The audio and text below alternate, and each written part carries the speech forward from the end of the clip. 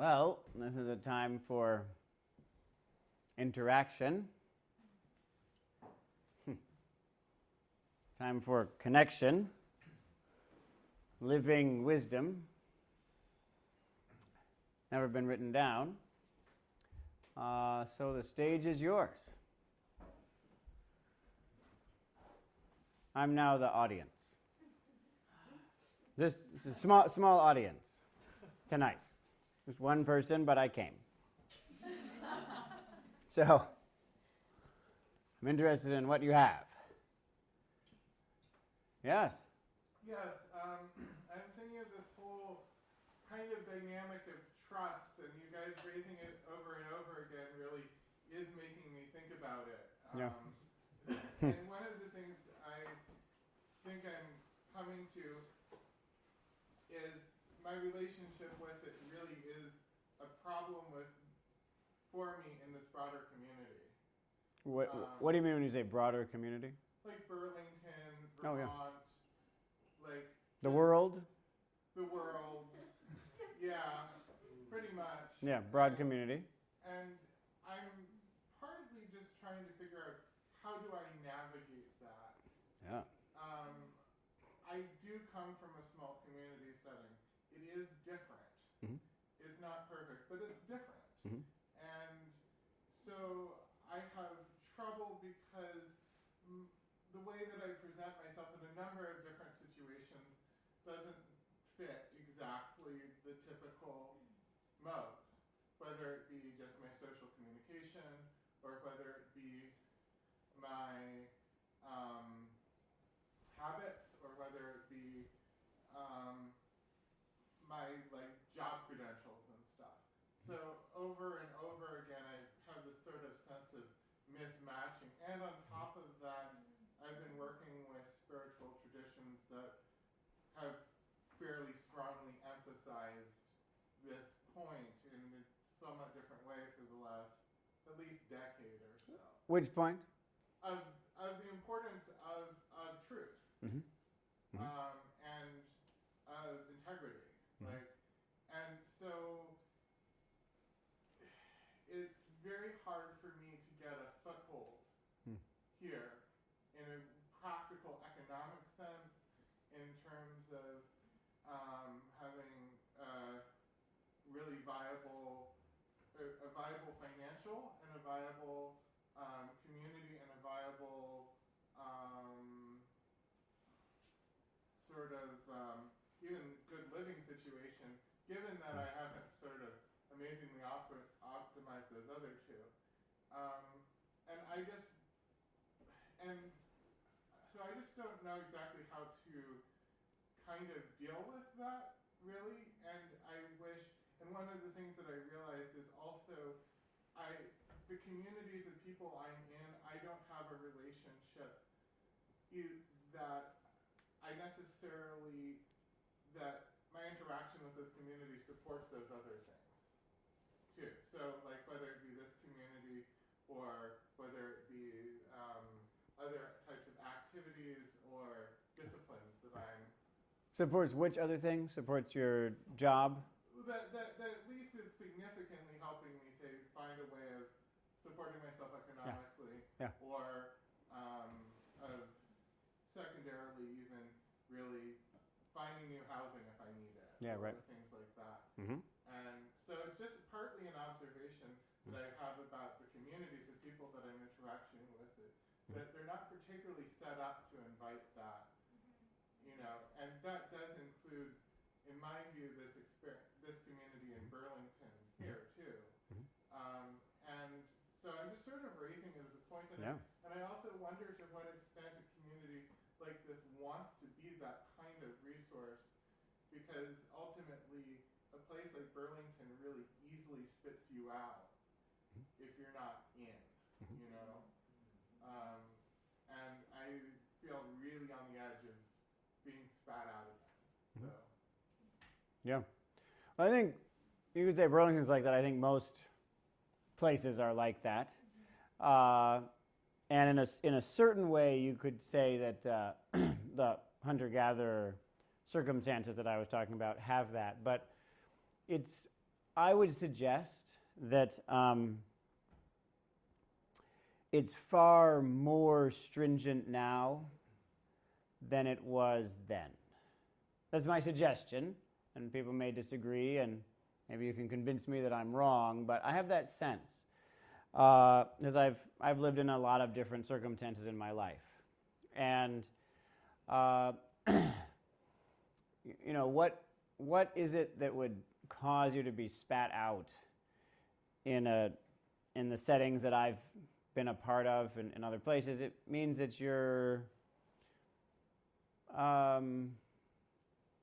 violent. It means that you're a sociopath. It means that you endanger people for all kinds of in all kinds of ways, but they're typically quite extreme. Nowadays, what would it be to be spat out? Yes, what would that mean to be spat out? It just means that you don't present yourself according to the neoliberal norm and believe in money and such. If you don't, which I know to us it seems like these things are just givens. You couldn't question them, but you can question them. Most societies haven't believed in these worldviews, but in this society, if you don't buy in, if you don't behave accordingly, you're in immediate physical danger because you can't find housing. You can't get a job, and if you're not in these modes of thinking or interacting, then you're in real trouble. We try to make up for that, with homeless shelters and stuff, but this isn't exactly a solution. So, so I would suggest that it's quite extreme nowadays, and in the past, spiritual communities have been, I believe, many, of course, now, but by and large, I think it was more common in the past, that spiritual communities would be involved in exactly the sorts of things you're talking about. That the community you were part of would try to get you a job, would try to find you housing, that was one of the main incentives of joining a certain community. And nowadays, it's much harder to do that. And therefore it's less common. I would say that those communities that can successfully do that are tending to grow. So a common example of this, of course, is LDS, is the Mormon communities, are typically are relatively good at this, and I think that's admirable. I think that is worthy of appreciation. So that's something that I hope we're interested in. My personal way of doing it is what you already know. I'm trying to do that very actively and very intensively for a relatively small number of people so that there's a real foundation to grow that into more and more people. In my sense, you have to have something very clear and strong as an alternative first in order to grow it, and there is a real tendency to want to grow it beyond the relatively narrow monastic setting that we have spent so much time developing. I would like that to grow beyond that, to a village and then even with larger expanding circles, even into Burlington. That's the dream. But it's difficult. And so I really appreciate that you bring it up as what I understood you to say is you'd like us to contemplate the point, to ask about this, to wonder, is this something that we care about, want to be developing? I said my take on it, but everyone else also may have a different perspective, and I think it's very intelligent of you to ask us to look at this.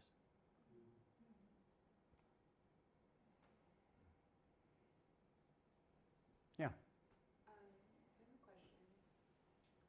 What do you do when you find yourself in a community that doesn't reward trustworthiness or punish untrustworthiness without saying no and leaving the community? Like without boycotting the community? Like what tools do we have to encourage people to reward trustworthiness within a community? Wow, that's a very mature question. Gosh. So obviously there is the option of leaving. Yes? Obviously that's an option. And that's it's viable. I know I'm not answering your question yet. I just want to say I didn't hear you say never leave, never boycott. And I also wouldn't say that. I think sometimes that's the appropriate thing to do. The danger is that we understand that to be the only thing to do. And if that's the case, then you're just without a community. Because all communities are struggling with this, and in some ways are rewarding trustworthy behavior, and in some ways are rewarding untrustworthy behavior. All communities are struggling. And that struggle is good. That struggle is where a good portion of this practice happens. So we would actually, if possible, like to encourage that struggle and be involved in that development. So I really appreciate that you bring this up. All right. Now, I don't have a comprehensive answer because there are so many different types of communities. But I can offer what I've learned from the many communities that I've been a part of. And also some of this is coming from studies that other people who have lived in various, what I would think of as trustworthy communities, what they have found as well. Okay? So all of these are going to be implemented to whatever extent you can implement them. Does that make sense? It may not be perfect, or at least it may not be perfect right away, or it may not even be good right away. But you can do something. And I'll talk about 3 different things that you can do. One is you establish, there's some establishment, some conscious establishment of what the community is all about. And to make that conscious is quite helpful. What are we doing here? Why do we exist? What's the point? To make that conscious is very helpful. It's helpful because it allows you to then notice the ways in which you're not living according to that. It makes it possible to point those things out. It's not helpful in other ways because it becomes what you might call the dead teaching. You've now written it down or stated that this is how it is, and so it can collapse into something even meaningless. It's just a bunch of words. It's not a lived experience. So that's the danger. But the positive side is that you can then compare what you're doing to that and consciously notice the ways in which the community isn't being trustworthy or is rewarding untrustworthy behaviors. Does that make sense? One of the challenges of doing this is that in a way that seems perverse but is actually mature, you will tend to, the amount that you notice the ways in which you are not trustworthy. Did you get that part? The amount that you notice the ways in which the community isn't behaving in a trustworthy way, okay, is an indication of it becoming more trustworthy. And this is very confusing for a lot of us, because once we start noticing the problems, we often think, well, nothing's working. But actually, it's noticing the problems that allow you to improve things. So it's very confusing for us, because a lot of the time, what we need to do in order to make things more trustworthy is to see how things are not. But when we see that things are not, our tendency is then to give up or to say, well, then nothing can be done. So that's why I thought your question was so mature and well put.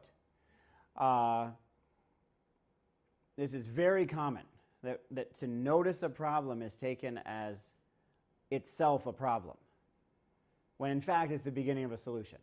Hopefully. It could be. It's the potential beginning of a solution. So you want to somehow reward this.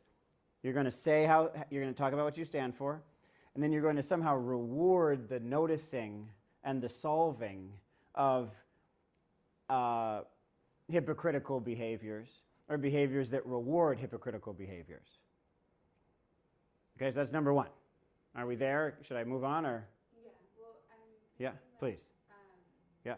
like the noticing of the problem and the staying after the noticing of the problem instead of boycotting is sort of like the passageway into whatever comes next. So Yeah. it's Right. important to not boycott because like Exactly. if we all leave when we notice the problem, then like we never move into whatever you're about to say. Exactly. That's right.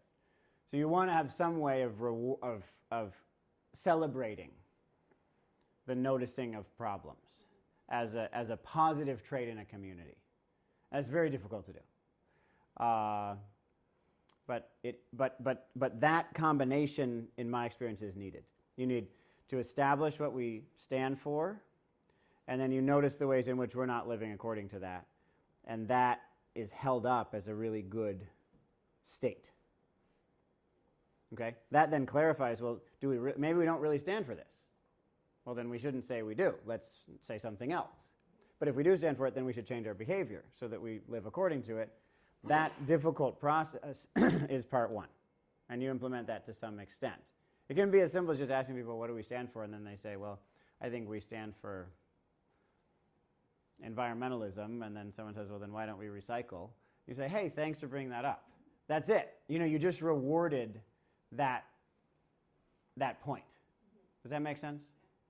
And then someone else could say something else, like, well, recycling doesn't actually help anything. So, thanks for bringing that up. Let's talk about this. Does that make sense? And then it's very important that it not have to be perfect. That's enough even for a day. It's a lot right there, what I just described. A lot just happened. So that's part one. Part two is you implement some clear methodology. You define and implement a clear methodology for people becoming more trustworthy. Okay? So if you don't have a way for people to become more trustworthy, then even if people would like it, it's just a dream. So you need a method. You need some way for people to grow in being a good person, in being a mature person, in being capable of implementing change, being capable of questioning their own assumptions, in being capable of seeing things more accurately. Okay? So you need some method for that, for going beyond our current way of looking at things and opening up to something different. You could say greater, or you could actually say lesser, which would mean something like simpler. And a lot of the methods we use here are designed specifically for that. So that what we just did, the method we just used, is specifically made so that we become more trustworthy people. Because we notice the body sensations, the thoughts that we trust, and we notice that consciously so that we can ask, well, is that really trustworthy?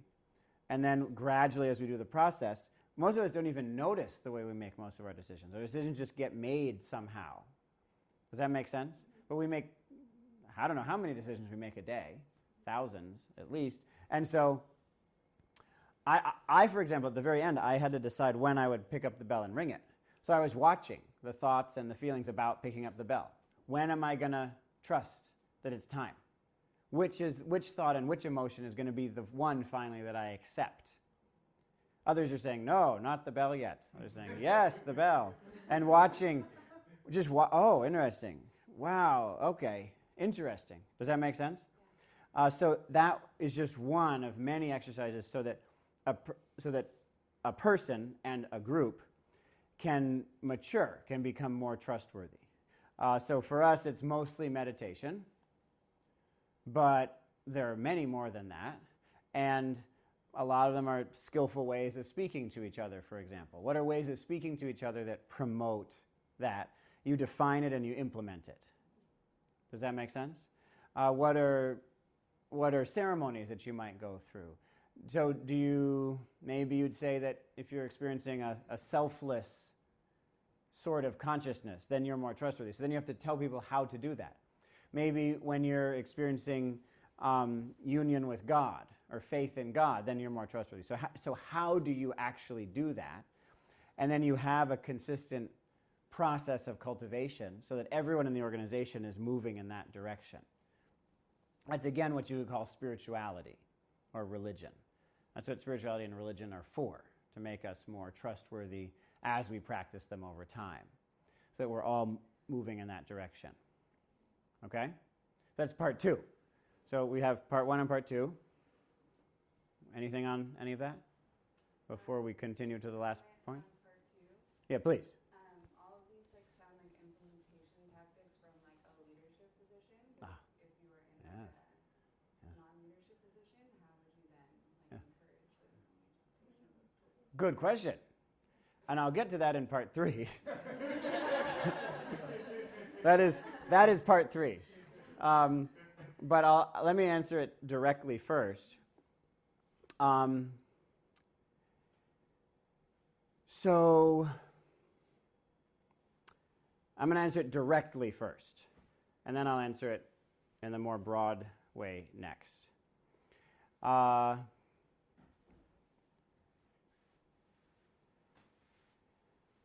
This is the direct answer. The direct answer is we are in a leadership position. That's the direct answer. Don't worry, I'm not going to stop there. If that's all you say, I'd call that bypassing the question. But it's important to say that first, that we are in a leadership position. That just is how it is. You have power. You don't have no power. You have some power, and in that way you have leadership. And so you implement it according to that.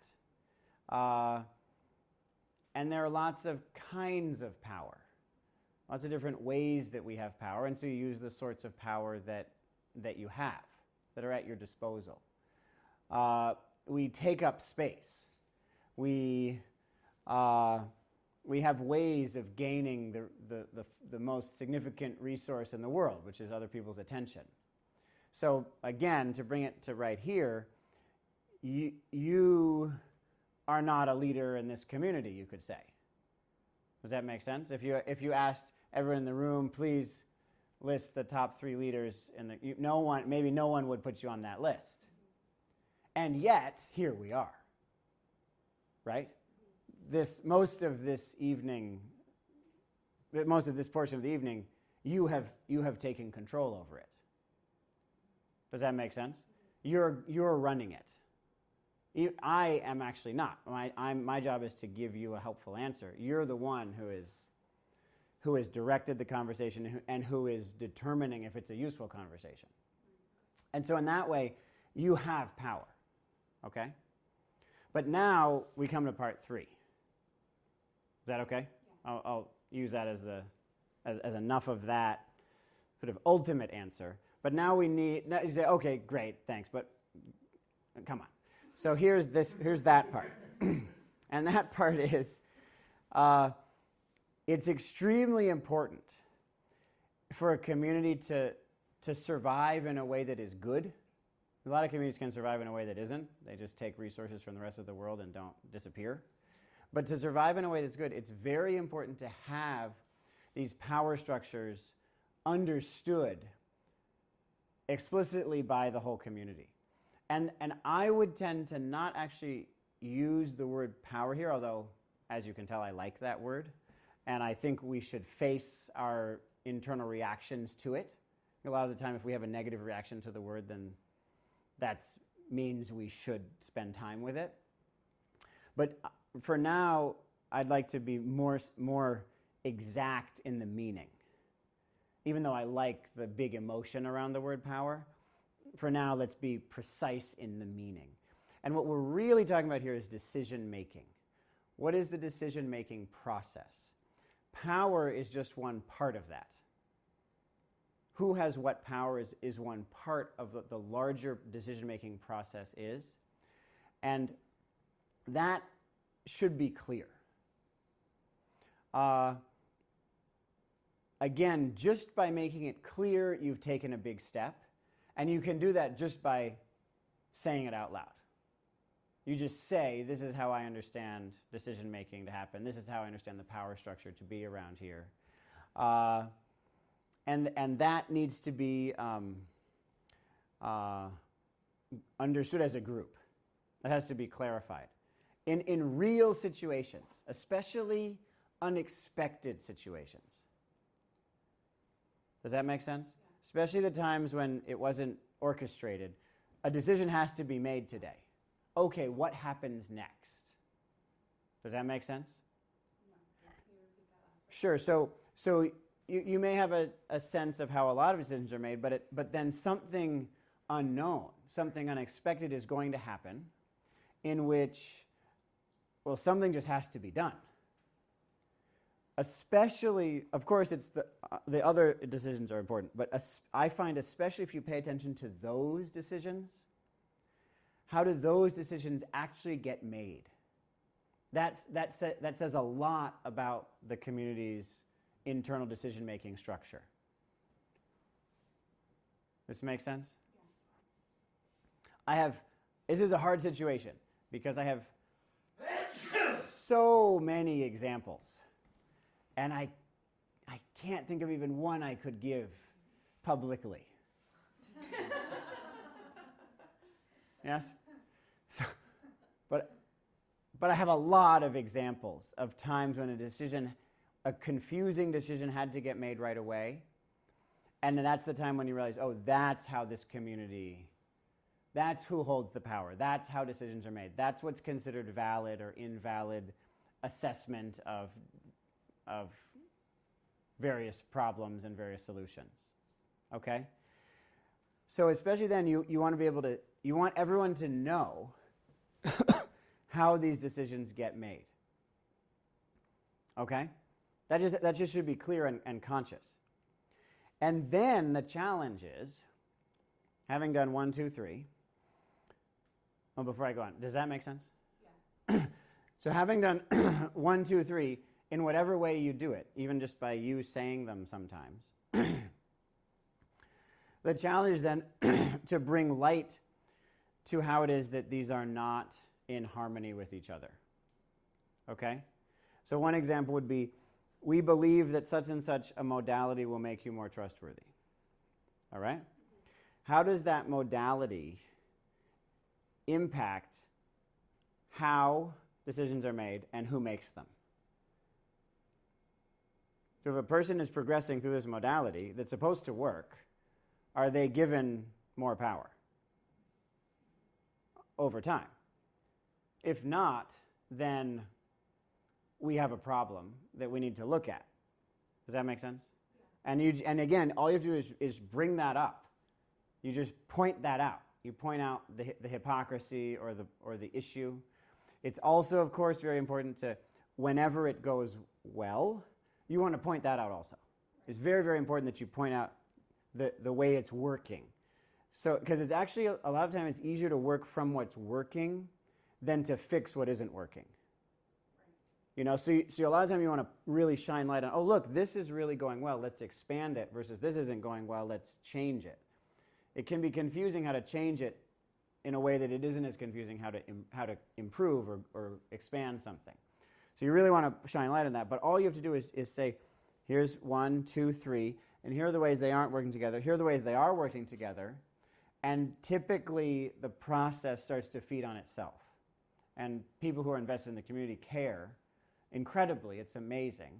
People really do care. It's so nice. And I'd say that's the basis of this whole thing. If people didn't really care, then you could do all this stuff. It wouldn't work anyway. People care enough, sometimes you don't do any of this stuff and it still works. So it's that caring, and it's magical that people really care. We do. It's amazing. We really care about our lives and about other people and about whether communities are doing good.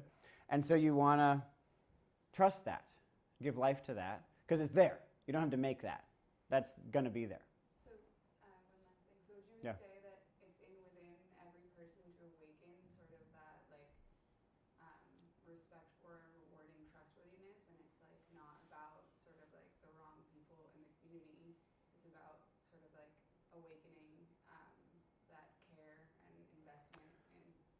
I think that would depend on the community. Sometimes a community will decide that certain people shouldn't be part of it, but in my view, the most important part is, yes, awakening this responsible, caring, trustworthy aspect of each person.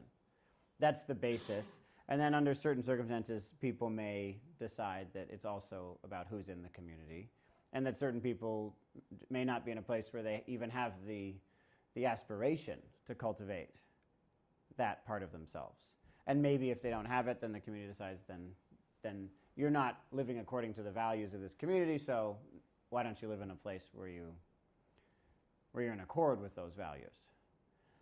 So that, I'm not saying don't do that. I'm saying I would say that the basis is the awakening of, the thing you're going to focus on is the awakening of this trustworthy, caring, miraculous part of us.